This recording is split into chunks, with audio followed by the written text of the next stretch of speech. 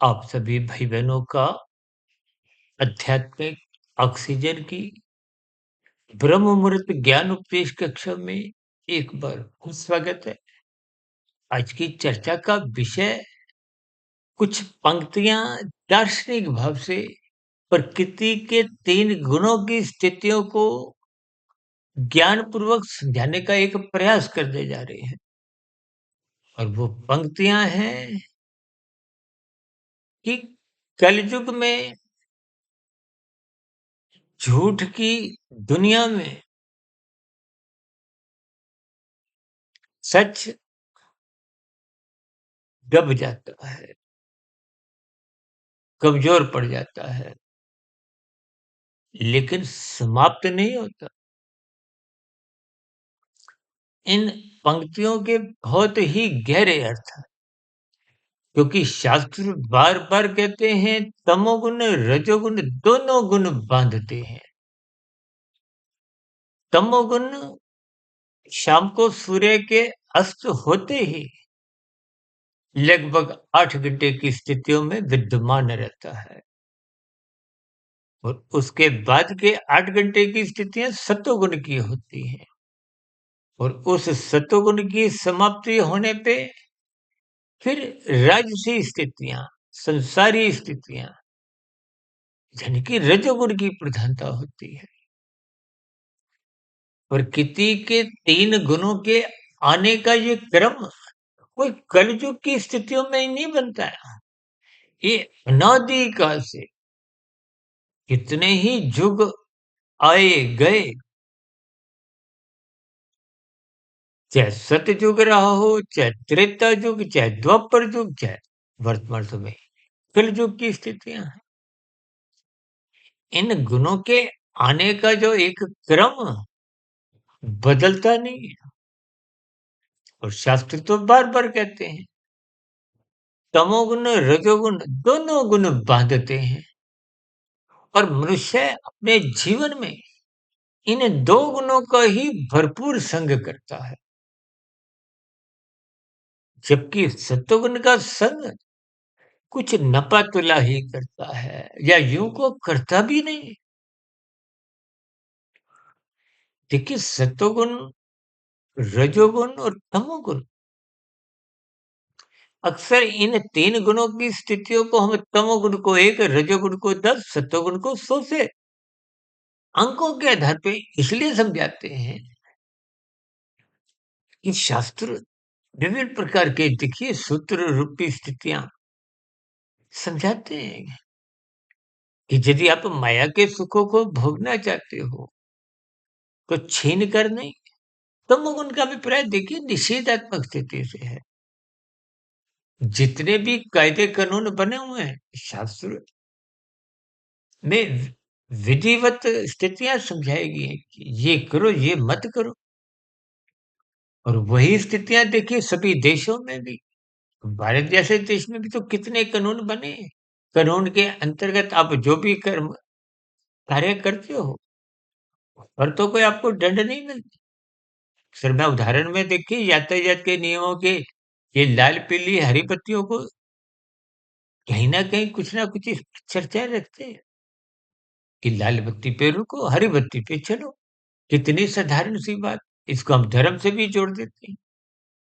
क्योंकि आप अपने कर्तव्यों का पालन करते हुए दूसरों के अधिकारों की रक्षा करना ही एक धर्म है। जैसे आपके अधिकार की रक्षा दूसरे मनुष्यों द्वारा धर्म, कर्तव्य निभाकर होती है। क्यों कहते हैं लाल बत्ती पे रुको? क्योंकि उस स्थिति विशेष में दूसरों की हरी बत्ती है, तो उनका चलना है। जैसे कुछ समय पहले आपकी हरी बत्ती थी, तो अन्य वाहन चालकों के लिए लाल बत्ती थी और आप अपने वाहन को आगे ले गए। तो ये सहयोग की स्थितियाँ कहो, एक व्यवस्था की स्थितियाँ कहो, यही तो देखिए एक विधिवत स्थितियाँ हैं। शास्त्र विभिन्न प्रकार से ये करो, ये मत करो का संदेश, उपदेश शास्त्रों द्वारा देते हैं। वेदों का ज्ञान अपरिचय कहलाता है। आपके मरे हुए जीवन के एक दिशा निर्देश है। इसलिए उस वेदों के ज्ञान का सरलीकरण मयातीत महापुरुषों द्वारा उपनिषदों के रूप में किया गया। उपनिषदों की स्थितियां थोड़ी और गहरे तल पे विशेष रूप से सात्विक मनुष्यों के लिए ये समझाई गई है, ताकि वो साधना करते हुए अपनी आध्यात्मिक उन्नति के दरवाजे खोले।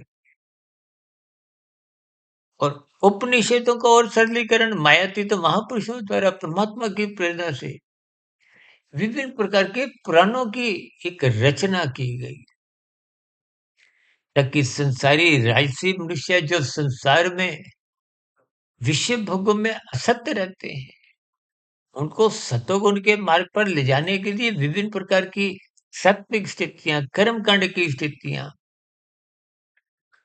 देखिए, पुराणों में तो देवी देवताओं से जोड़ते हुए विभिन्न प्रकार के कर्म कांड समझाए गए। यानी कि जब आप प्रकृति के सुखों को विधिवत विधि पूर्वक कानून के अंतर्गत रहकर अर्जित करते हो, तो कानून आपको कोई दंड नहीं देता। ये एक राजसी स्थितियां हैं। सर, हम इन राजसी स्थितियों को या प्रकृति के नियमों को कर्मफल सिद्धांत की एक व्यवस्था के अंतर्गत इन पर बार-बार चर्चाएँ करते हैं। कर्म फल सिद्धांत हम तो बार-बार कहते हैं कि शास्त्रों में जितने भी शाब्दिक स्तर पर इन शब्दों को अर्थ ढूँढो। देखिए, शब्द स्वयं अपना अर्थ बता रहे हैं। कर्म कर्म का मतलब एक क्रिया से है। यूँ तो कर्म का अभिप्राय देखिए सकाम भाव से है, फल पाने की इच्छा से है। यानी कि जब आप विधिवत कानून के अंतर्गत कहते हैं ना, विधि विधान द्वारा, विधि का मतलब कानून से है, विधान का मतलब एक व्यवस्था से है। इन सभी स्थितियों में रहते हुए आप जितने भी जो कर्म करते हो वो फल पाने की इच्छा से होते हैं। शास्त्र कोई आपको मना नहीं करते। इनको हम शास्त्र 10 की स्थिति से जोड़ते हैं।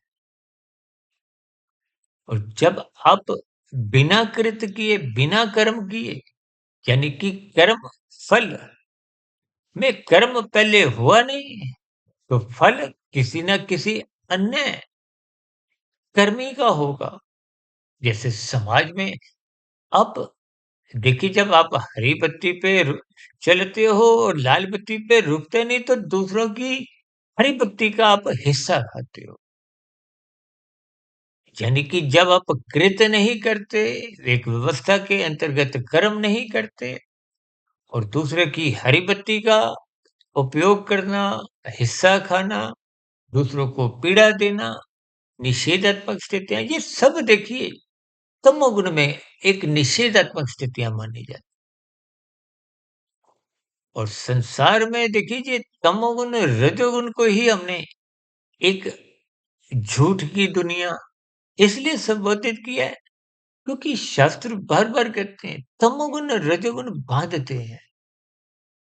बाँधने का अभिप्राय ये भीड़ भड़क्के की स्थितियों से ले सकते हो। अभी कुछ रोज पहले हमने कुछ ऐसी स्थितियों में ही धूल मिट्टी से भी कुछ स्थितियों पर प्रकाश डाला था।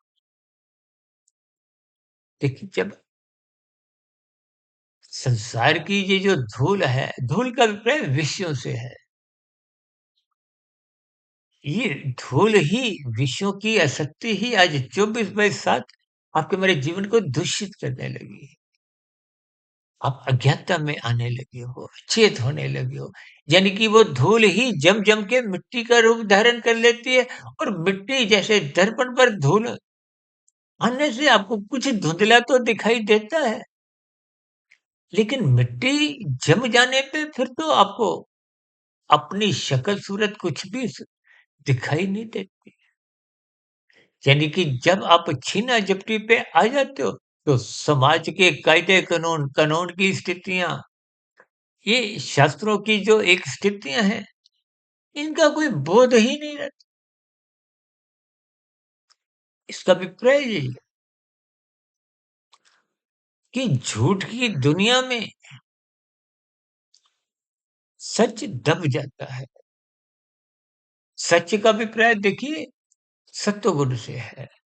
देखिए, मैं बीच-बीच में भी आपको बात थोड़ा इसलिए जोर देकर समझाता हूँ, क्योंकि ये सब स्थितियाँ इसलिए हमने कुछ गढ़ी हैं, कुछ दार्शनिक रूप से, कि प्रकृति की 3 गुणों की रहस्यमय स्थितियों का आपको क्रमबद्ध ज्ञान आवश्यक है। जब तक इन गुणों का ज्ञान नहीं होगा, तो स्थितियाँ समझ नहीं आती। हम बार-बार कहते हैं ना, सत्संग करो, सत्संग करो। सत्संग का तो मतलब ही यही है कि सत्वगुण का संग करो। अब मनुष्य देखिए रजोगुण का भी संग करता है, तमोगुण का भी संग करता है। और एक बार तो हमने वीडियो बनाई थी कि तमोगुण रजोगुण पड़ोसी हैं, क्योंकि तमोगुण 1 रजोगुण 10। अब किसी गली में देखिए मकान नंबर 1, मकान नंबर 10 में बीच में अंतर, फासला तो 8 मकानों का ही है। तो उस स्थिति विशेष को ही हम पड़ोसी शब्द से संबोधित करते हैं। आरंभिक स्तर पर देखिए पड़ोसियों से दूर से हाय हेलो हद से ही होती है। लेकिन स्थितियाँ कब गले लगने की हो जाती हैं, एक-दूसरे के घर में आना-जाना आरंभ हो जाता है। जिनकी राजसी स्थितियाँ, संसारी स्थितियाँ, भोग विषयों की स्थितियाँ, ये 24/7 विषय भोगों की आसक्ति ही देर-सवेर मनुष्य को तमोगुण में गिराती है। यानी कि मनुष्य कानून का उल्लंघन करने लगता है, शास्त्र विरुद्ध पाप कर्म करने लगता है। इन स्थितियों को आप पड़ोसी कहो, बंधन कहो, ये झूठ की दुनिया का एक दबदबा कहो। आज इस संसार में देखिए राजसी और तामसी स्थितियों का ही बोलबाला बना रहता है, जिसके फलस्वरूप सत्वगुण की स्थितियां कमजोर मानी जाती हैं। तो देखिए प्रतिदिन सुबह ब्रह्म मुहूर्त ज्ञान उपदेश कक्षा, दिन में आध्यात्मिक ऑक्सीजन के अंतर्गत भव्य विषयों से उत्पन्न जो एक प्रदूषित वातावरण है, उसको कमजोर करने के लिए, एक राहत पहुँचाने के लिए आध्यात्मिक ऑक्सीजन के अंतर्गत लघु ज्ञान संदेश इसीलिए प्रस्तुत करते हैं, ताकि आपको ज्ञान की कड़ियाँ कहो, प्रकाश की झलकें मिलती रहें। और मेरा स्वयं का ज्ञान भी देखिए इन सभी स्थितियों में परिपक्व बना रहता है। ज्ञान में स्थितियाँ मजबूत बनी रहती हैं, जिसके फलस्वरूप परमात्मा की सम्मुखता बनी रहती है। और परमात्मा की सम्मुखता बने रहने से ही मनुष्य पाप कर्मों से बचता है। क्योंकि लेने की और छीनने की स्थितियाँ, लेने की स्थितियाँ राजसी हैं और छीनने की स्थितियाँ कब बन जाती हैं मनुष्य को इसका बोध नहीं रहता। क्योंकि लेते-लेते आप विषय भोगों को भोगने के एक व्यसनी बन जाते हो। वो व्यसन ही आपके हमारे जीवन में को बाध्य कर देते हैं, कानून का उल्लंघन करने को, शास्त्र विरुद्ध पाप कर्म करने को। इन सभी स्थितियों का आरंभिक स्तर पर कुछ हल्का-फुल्का बोध होता है, लेकिन बाद में तो ये सब अब की हमारी आदत, स्वभाव, कब ये बुरा संस्कार कारण शरीर में कि हमारे जीवन को अधोगति की स्थितियों में धक्का देने लगता है। मरने के बाद ये अधोगति की तामसी, निंदनीय, कष्टमय योनियों में प्रकृति के कर्मफल सिद्धांत के अनुसार आप और हम फिर जन्म लेने को बाध्य हो जाते हैं।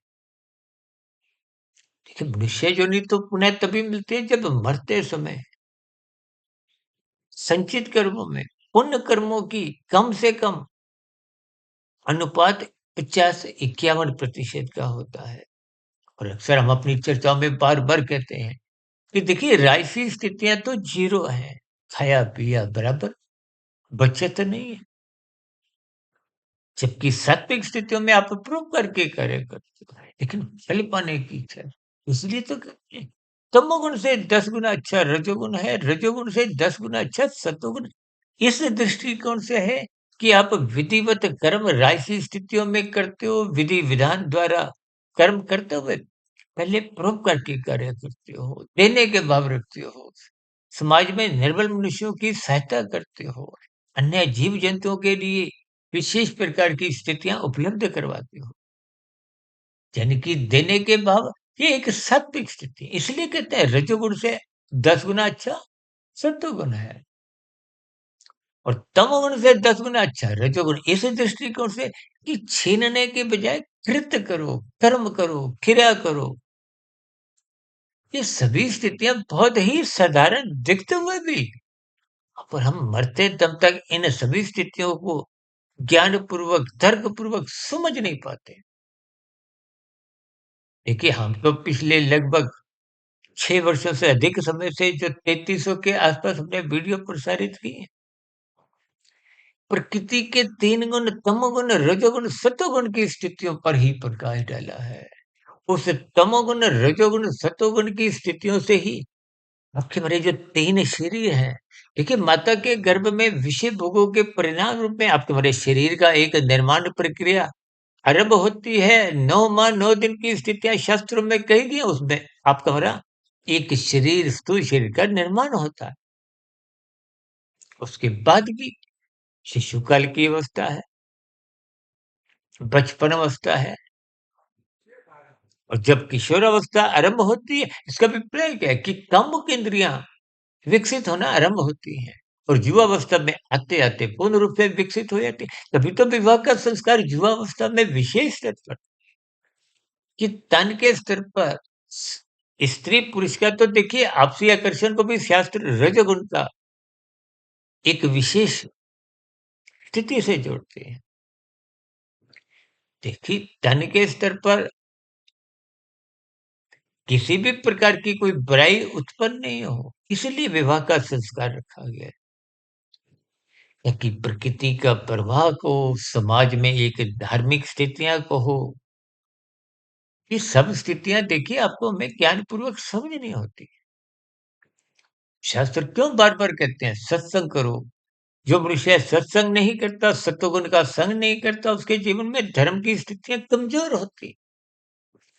हम तो अपनी चर्चाओं में बार बार कहते रहते हैं, धर्म की चार दीवारी इतनी मजबूत बनाओ कि अर्थ और काम उस धर्म की चार दीवारी को लांघ ना सके, तोड़ ना सके, कूद ना सके। देखिए, चार पुरुषार्थ में धर्म, अर्थ, काम और मोक्ष, धर्म को प्रथम स्थान पे इसीलिए रखा गया है ताकि समाज में अर्थ और काम बिगड़े नहीं। काम का अभिप्राय रजोगुण से है, अर्थ का अभिप्राय धन से है, तमोगुण से है, पदार्थों से है। क्योंकि धन केवल पदार्थ ही खरीद सकता है, सुख सुविधा के साधन ही खरीद सकता है। मानसिक स्तर पर कोई आपको हमें एक विशेष सात्विक स्थिति प्रदान नहीं कर सकता। इसलिए इन गुणों की स्थितियों को आप जितना जितना क्रमबद्ध ज्ञान पूर्वक समझोगे, तो सत्संग के प्रति आपकी एक रुचि जगेगी। हालांकि शास्त्रों में बेमन से किए गए सत्संग की भी कोई निंदा नहीं है।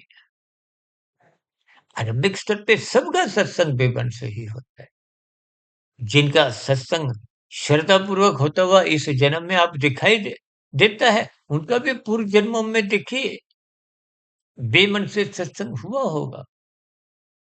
इसका अभिप्राय यही है कि जब तक स्थितियों को आप क्रमबद्ध अंकों के आधार पर एक क्रम के अनुसार शास्त्र संगत स्थितियों को ज्ञान पूर्वक नहीं समझते, तो फिर शास्त्रों का ज्ञान विज्ञान शाब्दिक स्तर पर ही आंशिक रूप से समझ आता है। फिर विभिन्न प्रकार की शाब्दिक उलझने को हो, अंधविश्वास की स्थितियां को हो, एक किंतु परंतु की स्थितियों में ही एक संसारी मनुष्य उलझा रहता है। क्योंकि परमात्मा को पाने का लक्ष्य तो देखिए एक साधारण मनुष्य का विशेष रूप से कलयुग में तो पार्ट टाइम कभी बनता नहीं है। जबकि संसार को पाने का आपका मेरा लक्ष्य फुल टाइम का बना होता है और फुल टाइम के साथ-साथ कब आप संसार को पाते हुए शास्त्र विरुद्ध पाप कर्म कर जाते हैं। देखिए आरंभिक स्तर पे कानून का उल्लंघन होता है, फिर शास्त्र विरुद्ध पाप कर्म होने लगते हैं। इसलिए अक्सर हम अपनी चर्चाओं में बार-बार कहते रहते हैं, शास्त्र सम्मत स्थितियों को समझो, अपनी दिनचर्या व्यवस्थित करो, गुरु की आज्ञा में अनुशासन में रहो। दिन की जो दिनचर्या है, उसको व्यवस्थित बनाओ, अनुशासित बनाओ। तो ये तभी संभव होता है जब आप ब्रह्म मुहूर्त में उठ जाते हो, सतोगुण की शुद्धतम स्थिति का संग करते हो। अन्यथा सूर्य के निकलने के बाद जो मनुष्य उठते हैं, तो उनके जीवन में राजसी स्थितियाँ विशेष स्तर पर एक आकर्षण के रूप में बनी रहती है, जिनको पकड़ने के लिए मनुष्य भाग-दौड़ करता है, अनीतिगत कार्य करता है। आजकल तो देखिए विभिन्न प्रकार के भौतिक शिक्षा में भी अधिक से अधिक लाभ कमाने की एक कुशलता सिखाई जाती है। देखिए इन सभी स्थितियों को परमात्मा की प्रेरणा से, गुरुओं के आशीर्वाद से ब्रह्म मुहूर्त समय विशेष में कुछ ना कुछ हम इन पे प्रकाश डालते हैं। इसलिए तो आज वीडियो का नाम हमने क्या रखा है कि झूठ की दुनिया में सच दब जाता है, यानी कि कमज़ोर पड़ जाता है, कि समाप्त तो हो नहीं सकता। देखिए ये तीनों गुण नित्य हैं। एक गुण प्रधान होता है, दूसरा गुण, तीसरा अति गुण। ये ब्रह्म मुहूर्त समय विशेष की शुद्धतम स्थिति को हम विशेष इसलिए कहते हैं कि इसका संग करो, उठो, क्योंकि ब्रह्म मुहूर्त देखिए ब्रह्म शब्द परमात्मा के लिए आता है। मुहूर्त का अभिप्राय प्रकृति का एक विशेष समय है। एक बार हमने वीडियो बनाई थी कि ब्रह्म मुहूर्त में ही गुरु अपनी दुकानदारी खोलते हैं। शेष समयों में कि इनके भावार्थ यानी कि ब्रह्म मुहूर्त में को कोई परिश्रम नहीं करना, मात्र उठने के स्तर पर जैसे स्थूल शरीर के स्तर पर जब आप सुबह जल्दी उठते हो तो स्थूल शरीर स्वस्थ रहता है। स्थूल शरीर के स्तर पर स्वास्थ्य लाभ मिलता है। ठीक उसी तरह सूक्ष्म शरीर के स्तर पर, मन बुद्धि के स्तर पर विचारों की सात्विक स्थितियाँ बनती हैं और निरंतर इस प्रक्रिया में जब आप संलग्न होते हो, तो कारण शरीर में भी शुभ संस्कार बनने लगते हैं।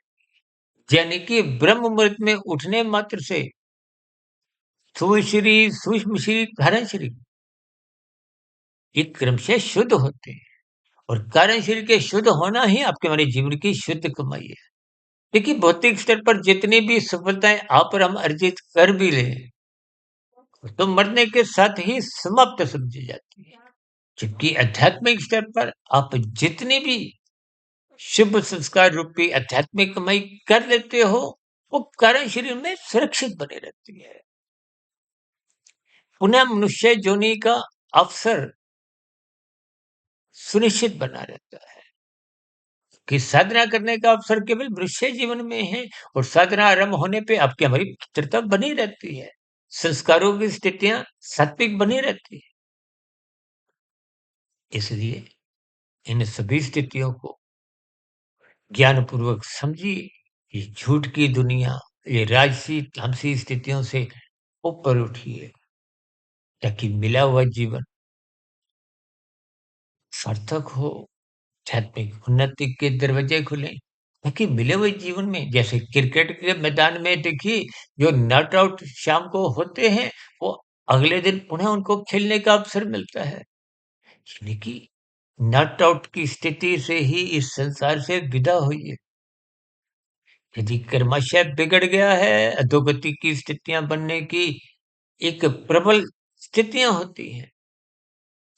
देखिए किसी के मरने पे तो 2 शब्द वैसे ही एक औपचारिकता के रूप में शुभ भाव रखते हुए स्वर्गवास बोल दिए जाते हैं।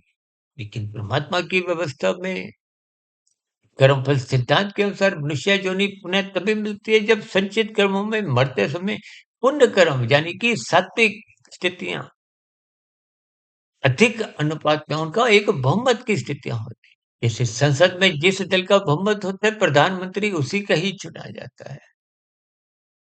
इनके अर्थ भावार्थ समझिए। जिस गुण विशेष की के जीवन में कारण शरीर में प्रधानता होती है, फिर उसी के अनुसार ही आपके मन बुद्धि की स्थितियाँ, स्थूल शरीर की कर्मेंद्रियाँ, ज्ञानेंद्रियों की स्थितियाँ, वो सहज ही एक दिशा पकड़ लेती हैं। इसलिए इस संसार को, झूठ की दुनिया को, जिसको शास्त्रों ने देखिए रजोगुण और तमोगुण को एक बंधनदायक स्थितियों से जोड़ा है। उन्हीं स्थितियों को ही हमने देखी झूठ की दुनिया से जोड़ते हुए सच की स्थितियों को एक कमजोर स्थिति में इसलिए दर्शाया कि झूठ की दुनिया में सच की एक कमजोरी बन जाती है, समाप्त नहीं होती। देखिए इस सृष्टि में किसी के 3 गुण तमोगुण, रजोगुण, सतोगुण को नित्य कहा गया है। नित्य का मतलब जिनका कोई कारण नहीं है। आत्मा को सत्य चित्त कहा जाता है, यानी कि ज्ञान स्वरूप है। आत्मा कभी देखिए ज्ञान समाप्त नहीं होता, आवृत होता है, थक जाता है, कमजोर हो जाता है। जैसे मानसून के दिनों में सूर्य के प्रकाश के आगे देखिए काले बादल आ जाते हैं तो अंधकार में स्थितियां बनती हैं। मेरे पीछे देखिए जो रोशनी है उसके ऊपर यदि हम काला कागज लगा दे तो अंधकार में स्थितियां बनेंगी। पीला नीला हरा कागज लगाएंगे तो कुछ धुंधली रोशनी रहेगी। और दोनों जब कागज नहीं होंगी, देखिए जब कागज लग जाते हैं तो भीतर से तो प्रकाश जल रहा है, यानी कि आत्मा तो सबकी समान गुण वाली है। जो वनस्पति जो नहीं है, कीड़े मकोड़े की स्थितियां हैं, यानी कि नीचे की 80 लाख प्रकार की योनियों में भी आत्मा का ज्ञान कमजोर हो जाता है, अवरत हो जाता है, समाप्त नहीं होता। आत्मा सबकी ही अणु है, अल्पज्ञ है, लेकिन तकनीकी रूप से, सैद्धांतिक रूप से ज्ञान स्वरूप ही है। और परमात्मा अनंत स्वरूप सत्ता है। जब आप ज्ञान स्वरूप स्थिति में लौट आते हो, तो आनंद की झलकें परमात्मा की सम्मुखता सहज ही बनी रहती है। जब शत प्रतिशत स्थूल शरीर के रहते-रहते कार्य शरीर शुद्ध हो जाता है, तो स्थूल शरीर के मरते ही फिर वो बंधन रूपी जो एक स्थितियाँ हैं, रजोगुण और तमोगुण की, वो समाप्त समझी जाती हैं। तो फिर वो मायातीत की स्थिति होती है। अन्यथा जितनी-जितनी आप साधना कर लेते हो, नॉट आउट की स्थितियों में विदाई होती है, तो पुनः मनुष्य योनि का अवसर मिलते हुए आध्यात्मिक उन्नति के एक पुनः अवसर खुलते हैं। इन सभी सात्विक स्थितियों को आप भी ज्ञानपूर्वक समझिए। मनात्मक स्थितियों से बचिए, रात को समय पे सो जाएँ, सुबह ब्रह्म मुहूर्त समय विशेष में अवश्य ही उठें। देखिए हम तो गुरुओं की आशीर्वाद से, महात्मा की प्रेरणा से लगभग पिछले 29-30 वर्षों से 1 डेढ़ 2 बजे उठने का एक स्वभाव सा बन गया है। इन सभी स्थितियों का ही सब भाई-बहन भी आप लाभ उठा सकते हैं। मनुष्य जीवन मई करने के लिए मिला है, परमात्मा को पाने के लिए मिला है। इन सभी स्थितियों पर आप भी चिंतन करें, ब्रह्म मुहूर्त में उठें, ताकि आपका हमारा ये जो झूठ की दुनिया है, संसारी दुनिया है, इनसे ऊँचे उठते हुए कर्म योग, ज्ञान योग, भक्ति योग की स्थितियों में क्यों नहीं साधना आरंभ हो। इन्हीं शुभकामनाओं के साथ चर्चा विशेष को यही विश्राम देते हैं। दिन में आध्यात्मिक ऑक्सीजन के लघु ज्ञान संदेश में और शाम को सर्व कल्याण वृक्ष की तर्क संगत विश्लेषक ज्ञान कक्षा में और कल सुबह फिर एक नए विषय के साथ ब्रह्म मुहूर्त ज्ञान उपदेश कक्षा में फिर मुलाकात करेंगे। तब तक आप अपने आध्यात्मिक मित्र सुधीर भाटिया फकीर को इजाजत दें। फिर भी वीडियो संबंधित कोई बात आपको समझ नहीं आई हो, कि उनमें कोई प्रश्न हो, कोई आपके मन में सुझाव आ रहा हो, मेरी कही गई बातें आपको तर्क संगत सही नहीं लगी हो, या मेरी ही कही गई बातों पर आपकी कोई आपत्ति हो, शिकायत, इन सभी स्थितियों का नीचे दिए गए कमेंट्स बॉक्स पर सदा ही स्वागत है। इस चर्चा विशेष को ध्यानपूर्वक, धैर्यपूर्वक, गंभीरतापूर्वक सुनने के लिए आप सभी भाई-बहनों का बहुत-बहुत धन्यवाद।